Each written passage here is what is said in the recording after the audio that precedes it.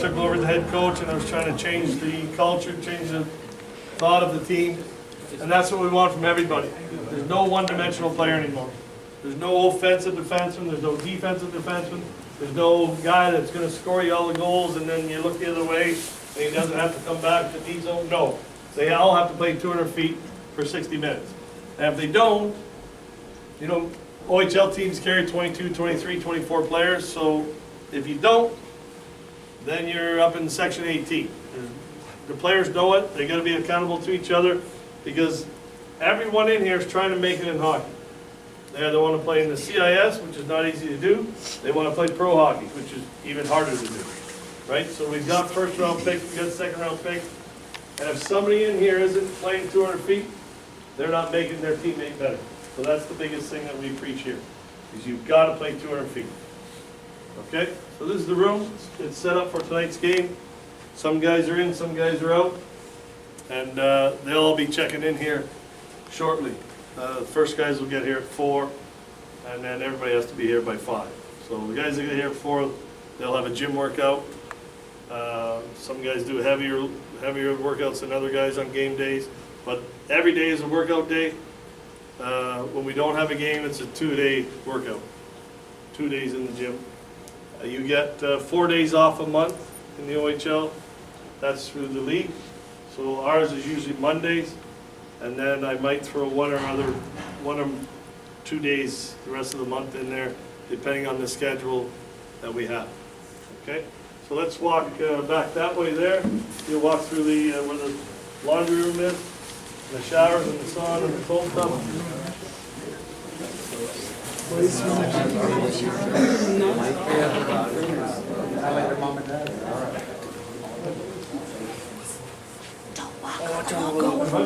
you doing? Where do you play on? Nobody's signed. Alright, then let's take a picture of him. Exactly what I just said. 30 minutes, 2 week break. Get married next August, so I slim down. So in here is obviously the big bunk table is set up all the time. It's in here every day, pushed to the side. But after the workouts, or before the workouts, guys have a running tournament going. So it's up here. And there's another one coming. All right, so if you look around, there's a bunch of sayings on the wall. It's what we just talked about in the dressing room, is make each other better every day. Success is your choice. How much do you want to put into the game? If you all want to be hockey players, then you have to start understanding that, one, it's going to school every day and doing well at school. 2, it's getting your workouts in, getting the right meals into your body, getting the right amount of sleep. And the last thing is hanging around and with your buddies and going out and visiting. If this is what you want to do, it is a way of life. Hockey is just like anything else. If you want to do it, if a doctor were to say, I'm not going to go to class this week, I'm going to go hang out with my buddies, I'm going to go golf somewhere in Arizona, so he doesn't go to school for a week, and then he's got to go do surgery the next week. Is you want to be on the table getting operated on by the doctor? Same thing with the player. If the player says, well, I can miss workouts this week or next week, I'm still going to be a player. No, because everybody else is doing those workouts, everybody else is eating properly, everybody else is going to bed at the right time, and they're taking care of themselves, they're going to be the players. So it's a choice. Success is a choice. Okay?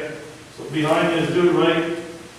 Do it right every rep, every time. I talked to you guys about that earlier, about practice habits. In a 60-minute practice, if you're only moving for 12 minutes, then those 12 minutes have to be 100%. You can't do one drill and mess up a pass or not skate as hard as you can skate because somebody else is. And if somebody else is doing it, they're going to be the player. So you've got to choose. Do you want to just play or do you want to be a player? And if you want to be a player, you've got to do a lot of these things that some of the guys don't choose to do. Okay? So we're going to walk back and we're going to go through the dress. Yeah, that was too many. I think life is second. That will make them sick.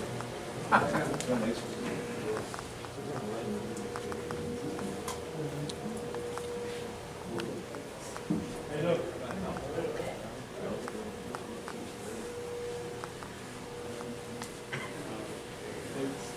We're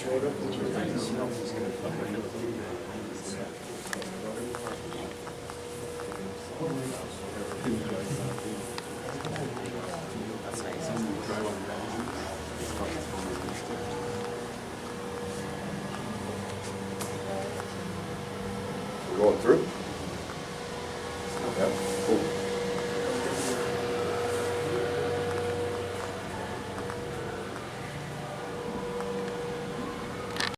One-on-one videos. It's used for before every game. Our team comes in here, we go over what the other team's gonna show us on their power play, show us on their forecheck, what we can do to stop them, what they're gonna try to do to stop us. Okay, so we go over their breakouts and whatnot, but it's all team oriented. We just find that individual video sessions work best. But today what we're here to do is we're here to talk about the Mississauga Steelheads and the OHL, and any questions that you guys may have about the OHL and or the NCAA. Well, why are we talking about the NCAA and OHL dressing?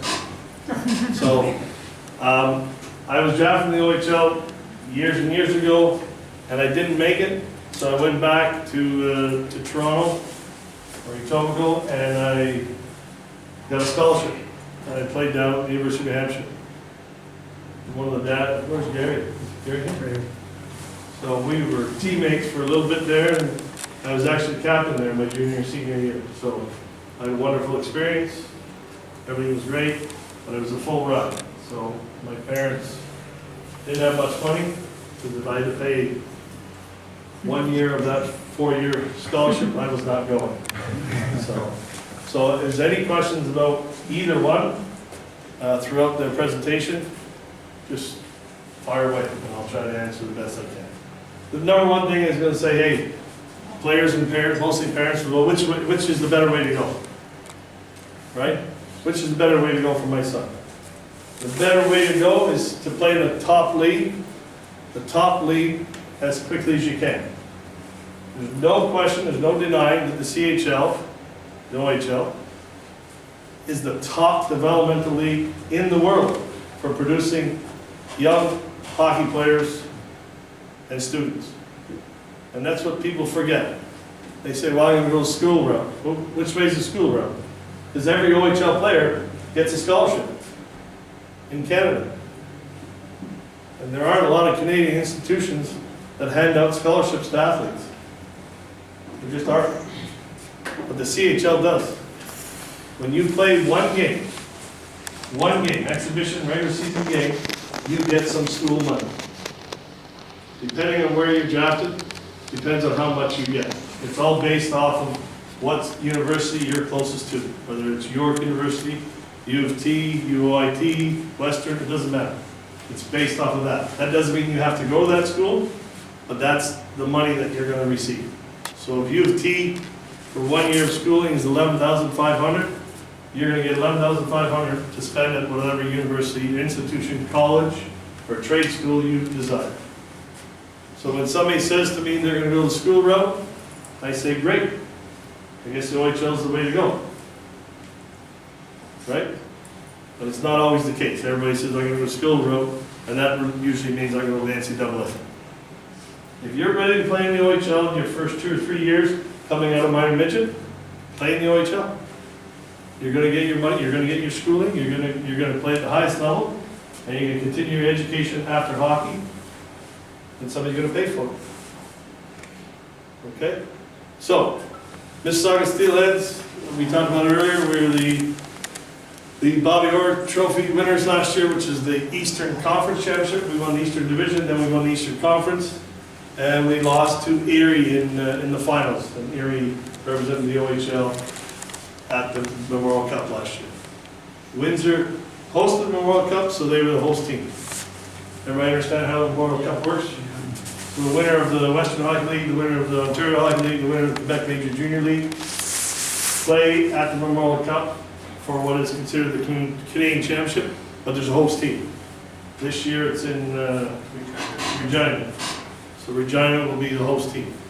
Last year, if Windsor had done what they were supposed to do and won the West and then played us in the championship, we both would have been going to the World Cup. But Windsor didn't win, so they just hosted. And we didn't get to go, so we're a little angry about that. But we are the Eastern Conference champions after being last place this time last year, December. A little bit about Mississauga. Steelheads, you'll each get one of these to take home, and if you've got any questions, Phil knows how to get a hold of me, but there's a little bit of history of who we are and our owner, Elliot Kerr. So, it was first here as Mississauga Ice Dogs, then Mississauga St. Michael's Majors, St. Michael's Majors, with St. Michael's Majors, then Ice Dogs? Ice Dogs. Ice Dogs moved to Niagara, that's why Niagara Ice Dogs, so, and now it's Mississauga Steelheads. Why would we call Steelheads? Anybody from Mississauga? No? Maybe a long way to go. So, yeah, so the local fish in the river there, the Credit River, is steelhead. So, that's why we're called the Steelheads. We think it's a great organization, we have a great building. If you go around the OHL rinks, we like to think it's one of the best rinks in the league. Players obviously have everything at their disposal, whereas most teams have gyms, most teams have a lot of different things, but we have it all here for them. So you don't have to go somewhere else to work out, you don't have to go to another rink to practice. Our home rink is our practice rink. There's the odd time that the Raptors 905 are on rink 1, so we'll go to rink 2. Okay, so but we have a great facility for our players. All right, so player benefits in the OHL. Obviously, all your equipment is provided for you, from your running shoes and socks and underwear, your Under Armour stuff, your track suits, your winter coats, your winter toots, your ball caps. What else? Flip-flops. They get everything. So that's why they drop their shoes out there, because we don't want the sand and the stones coming in, where they got their skates and they're walking around. Some guys walk around in their barefoot. So as soon as they come in, they go to the little cubby hole over there. They'll have their stalls in the back room here, and they throw on their Steelhead clothing. So that's all provided for you. Obviously, all your equipment, all your sticks, skates, everything. Everything that you see, everything that you don't see is provided for by the club. The expense program is in season. You hand in receipts, whether it's gas or food or dry cleaning or what have you. And yeah, Jeff does all that stuff. That's too much for me to do. So you get a hand in receipts, and for those receipts you get $470 every month. The overage players are $900. Added to that is, in the summertime, when you go home, wherever you live, and you go home and you have a gym that you're a member at, I know you guys probably don't pay it, but your parents do. Because the parents always ask us, hey, did Johnny get his receipt into you for the gym in the summertime? They say, yeah, we gave it to him a month ago. So the parents pay for your gym in the summertime, and you guys get a check for $1,000. Whether that goes back to your parents or not, it's up to you. All right.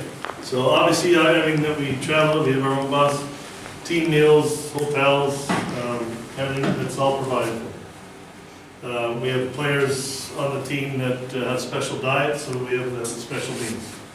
Whether you're allergic to everything under the sun, which we seem to have a player like that right now, or we have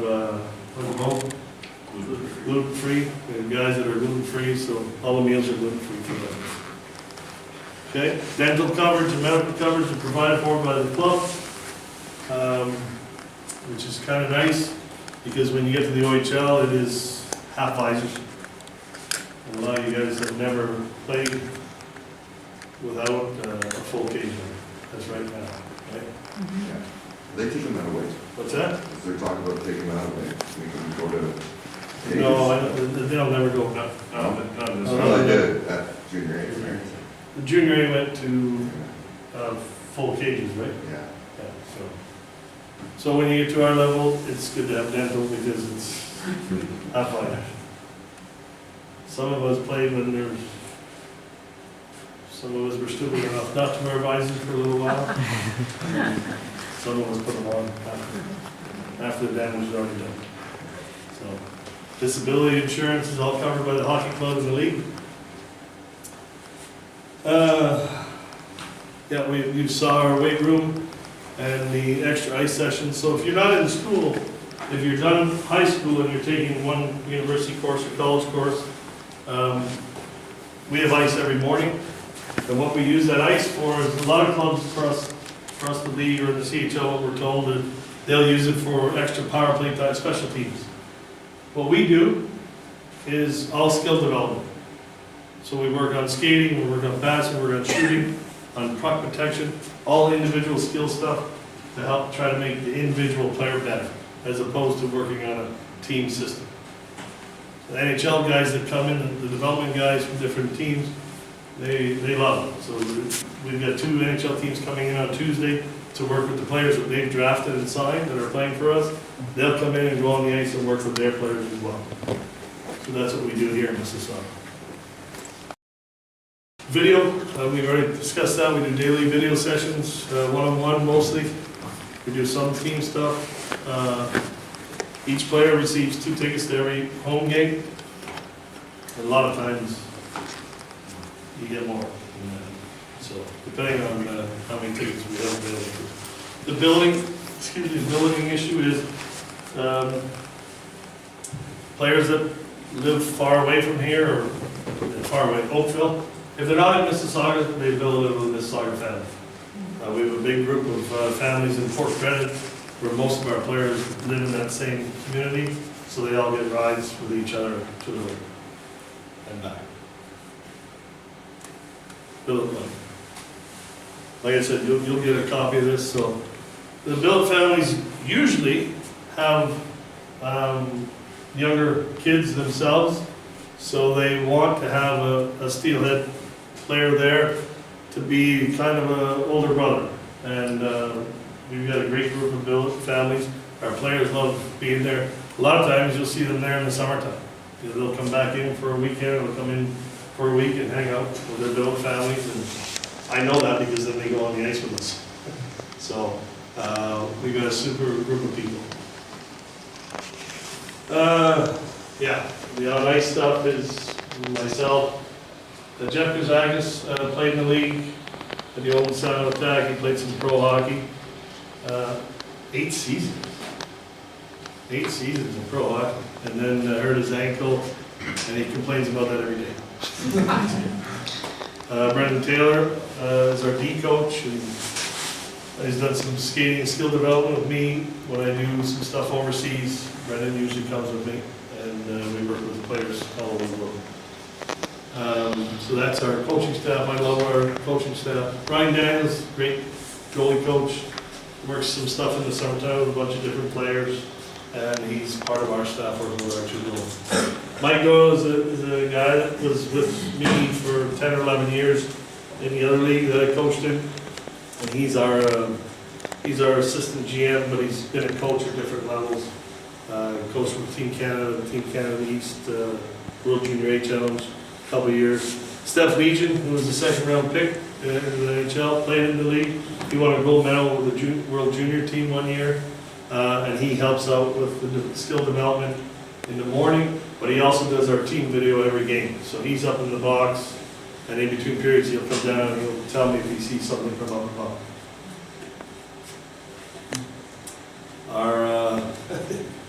That doesn't look like Minna, by the way, but if you ever see this guy walking around here, you can say to him, that's an old picture. But Minna Brower's our trainer. He works out with the guys in the gym. He's also, he's the guy that fixes them when you get hurt. Tom Frater, you see him walking around, he's here countless hours from August 1st to the end of the season, and he's worked as the equipment manager in a bunch of leagues, and I think he's the best in the league. When the referees come into town, or when we're on the road, the referees need to skate sharpen, they go to him. So that's how we do. Our medical staff, Dr. Tim down at the Cleveland Clinic downtown, and Dr. Peach, he's our dentist. That's right downtown too. easy for you guys to market, not so easy for us to get. I live a little north of you guys, so. And every team has a police officer that helps out, just it's talking to you guys about social media stuff. You gotta be really, really careful as a hockey player, because the way that you know how your school buddies are, or maybe someone look up to you as a hockey player. Well, if you ever posted something in the past and they got something on you and they want to bring you down, then that's what these police guys talk to you about. You know, pictures, different comments you make, you just gotta be really, really careful with it. I think that the grown-ups in the room can understand that we didn't have that. We weren't on social media, we weren't posting things that made us upset every day. And you gotta be really, really careful. For instance, if we play a hockey game and the referee was really poor, and you went on one of your social media hubs and said something derogatory about a referee, you could be suspended in the league. Just for posting something. You're heated up after a game, and the referee was terrible, and he loses the game, and he was brutal, boom, you're suspended. And the team is fine. So we all gotta be on our best behavior all the time. That's what police guys come and talk to you about. Here we go, educational programs. So, all of our kids, we'll start with the high school. So when kids come to the OHL, they're gonna go to, if they live in Mississauga, they'll stay at their old schools that they're going to. But generally, most of our players from outside Mississauga, so when they come in, they all go to one high school, till Polk Talk right down the street. Jeff is our educational guy, or he's in charge of it. He makes sure that the classes all line up to the school that you come from, so that at the end of the year, if we're done early enough, well, hopefully we're not done early enough, but if we're done early enough and you want to move back home, all your courses line up, you can go back home and finish the school year back home. But what it is the school starts at 8 o'clock in the morning, you're done classes by 12, so you don't have spares, you don't have all this other, you don't have lunch breaks and all that stuff. You have classes, and then you come to the rink, you eat, and you get playing hockey. Okay? Any questions about the schooling stuff for parents? How does it work with when you're traveling? You've got 2 weeks. Yeah, the school knows when we're gonna be away, they have our schedule, but before we're gonna go on the road, like yesterday we went to North Bay, and we had to leave early in the morning because of the snowstorm up there. So Jeff will call the school and say, hey, our kids aren't gonna be there today, we're going to North Bay. They're giving all the schoolwork ahead of time. Usually too, we know if we're gonna be back late from Ottawa. If we have an Ottawa midweek game, which sometimes happens, we know that we're gonna get in at 4 or 5 in the morning. We know that the kids aren't gonna, even if they get up to go to school in an hour or two, it wouldn't be worthwhile. So we tell them, and then schoolwork is all given to them ahead of time, so that you don't miss anything. If you decide on your own that you come home from, we play in Niagara, which is only an hour and a half away. If we come home and you decide on your own that, man, I feel tired today, I'm not going to school, then you don't get to practice. That's our rule. And if you don't get to practice, you don't get to play. So if you don't go to school, and Jeff checks in on a daily basis, or the school knows they have to call and say, hey, Jeff Kazakis wasn't at school today. Oh, really? Okay, then he comes into practice, just like getting ready to go to practice. Oh, no, you can't. You've got to go to school. You have to. And you have to do well at school. Because hockey's not going to be forever. Okay? Oh, go back to the top there, because that's the scholarship packages. They're all different. So, the first round picks in the OHL will get a full scholarship, which is tuition, room, board, and books. Again, it's based off the university that's closest to them, but wherever they decide to go, that's the money they're using for. Those are the first round picks. And then there's different packages from second round to 15th round. It's all negotiated by yourselves and your advisors or agents. And you play an exhibition game or a regular season game, you can either get, depending on what you're negotiated for, you either get tuition, you get tuition and books, sometimes you get books and room and board, depending on what the, where you drafted, what round you drafted in, and what you want, or what you agreed upon. Any questions about the scholarship stuff? Parents? No? So that money goes into when you go to, so when you finish here, when you finish hockey, you have 18 months to figure out what you're gonna do. That doesn't mean you have 18 months to sit around at home and bug mom and dad. You have 18 months to maybe go and play some hockey somewhere, some minor pro hockey, and decide if you want to really go after it, then you go after it. If you're in there for a couple of years and say, you know, I'm going to use my money now and go to university, that the league pays the university. As soon as they know that you're in school, the league pays the university. So you use it or lose it, basically. What's that? You use it or lose it, basically. Yeah, Yeah, if you you don't- have to decide within 18 months if months. you're going to use your money or not. And then again, you can use it for trade school. You know, we've got ex-players that are police, firefighters, university, college, whatever you decide to do.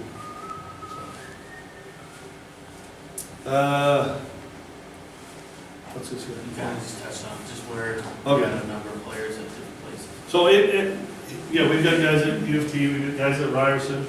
But the last few years, we've had winners for the CHL awards for university academic player of the year. We've had high school academic player of the year. So we're pretty big on making sure you guys go to school. Yeah, we just had one of our rookies this year. He was just academic player of the month. I think he's got, what do you have, 88? 88.3%. So we pride ourselves in that. We really push our kids to do well at school, because we know if you sink your teeth into that, we know you can sink your teeth into hockey. If you can't sink your teeth into going to school every day, it's going to be very difficult for us to get on the same page, and we're teaching you all these different things here at the rink. So it's a focus thing. Good? That's it? That's it. Any questions about the OHL and Mississauga Steelheads? Nothing? In regards to the school, when they're in high school, you said they have to have a certain average, I guess, or they want to keep their marks up.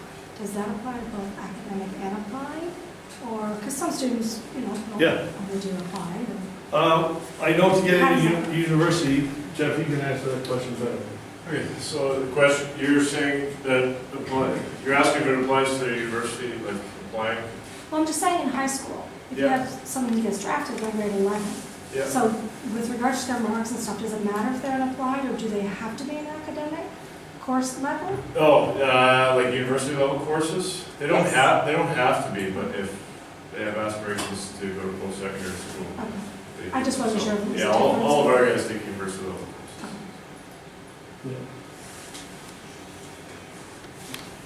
Yeah. How many players do you get to your initial tryouts at the beginning of the year? Well, there's 15 rounds. We may not have 15 picks because some GMs trade away picks. So let's say we have 10 picks for this year's draft. We'll have all those 10 kids come in, plus last year's 10 or 15 come in, and then the kids that are still eligible to play. Because the 20-year-olds graduate, some of the 19-year-olds won't be back because they're going into their 20-year-old year, and the 20-year-olds can play in the American League, NHL's farm team. And you know, quite frankly, some kids go home and they don't put the work in over the summer, and some of the younger kids that are coming up have done more work, and they earn the spot. So to answer the question, what do we have this year, 30? Yeah. Well, we may have had 50 this year. That includes goalies and everybody else. And we keep 24. How many underages do you allow, how many overages do you allow? you're allowed 3 20-year-olds playing. You can have 4 up to January 10th. January. You can have 4 on your roster, but you only dress 3 20-year-olds, as opposed to some other leagues that are allowed 9. We can play 4 16-year-olds in a game. So out of the minor midget draft, Can you foster more than that? no, you've got room for 4. Right now, we have 4. And what's the rules as opposed to, the first rounders that have to be selected or that have to play?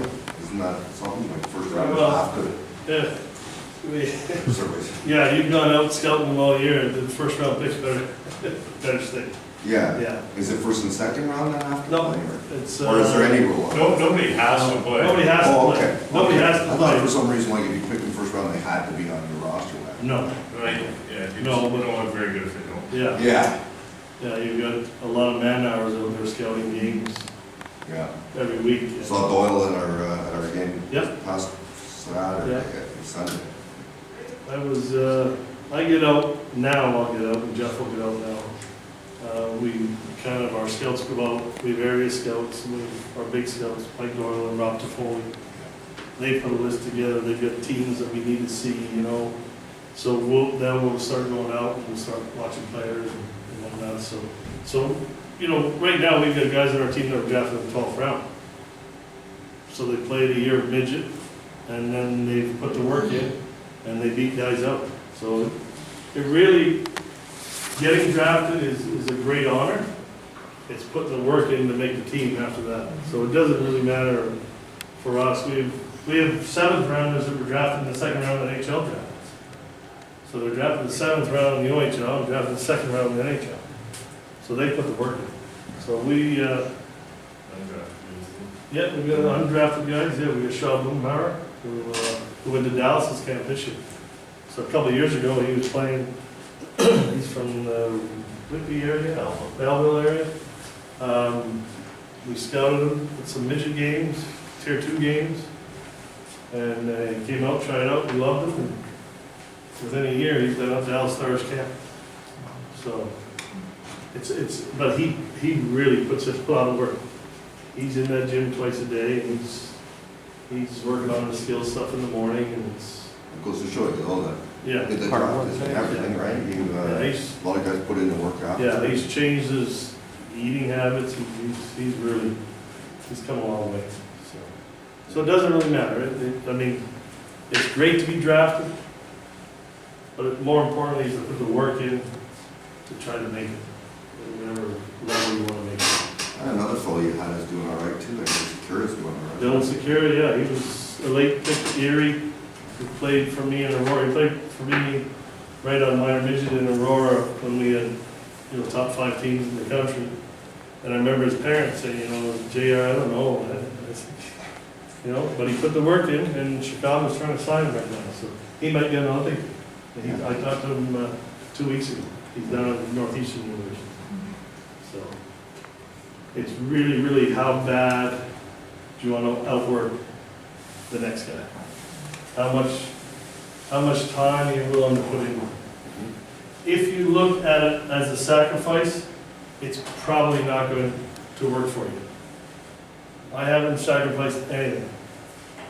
I haven't. I didn't go to graduation. I missed some dinners. I missed Christmas dinner sometimes because I'm flying somewhere. But I haven't sacrificed anything. I chose this life. I love being around hockey people. I love teaching young guys now what I went through. I remember playing, when I was playing pro hockey, we played on Boxing Day, like morning, 11 a.m. There was 16,000 people there. If you ask families right now, Christmas time, the holiday time, should be a time to be at home and be with your families, but I've always thought that Christmas break, that winter break, is a great time for a hockey tournament. So, yeah, when was the last time we saw each other? New Hampshire. Yeah, 85, when did you come, 85? 84. 84, 85, yeah, so, it was great to see him today. I love being around the hockey guys. I love trying to teach what I've gone through. As I want you guys to dream big, I want you to watch the NHL, I want you to watch the OHL and say, man, I want to be one of those guys. There's a lot of work that goes into it, but boy, oh boy, it's a lot of fun. It's a lot of fun. I love doing what I do. I don't have to get up in the morning, muscle through traffic to get somewhere, and at the end of the day, thank God I'm going home. I have to get up in the morning, muscle through traffic, come to a hockey rink, and make sure guys are working out, make sure guys are having fun, and learning something playing hockey. And I get to go on the ice every day. So it's a great life. It's a hard life, because sometimes when you see your friends and everybody having fun at parties and whatnot, you're not there. But when they're at parties and whatnot, and then they come to the rink and there's thousands of people here, they're watching you play. They're watching you play. And that is a pretty cool thing. All right? Anything else? Any other questions? Where are you guys going? Everybody keep? Around the corner, I don't know, just, Ruby's. Where? It's called Ruby's or something. Bruce? Maybe that's done from the office upstairs. We have lunches and everything brought in. I'm pretty hard on these guys like it too.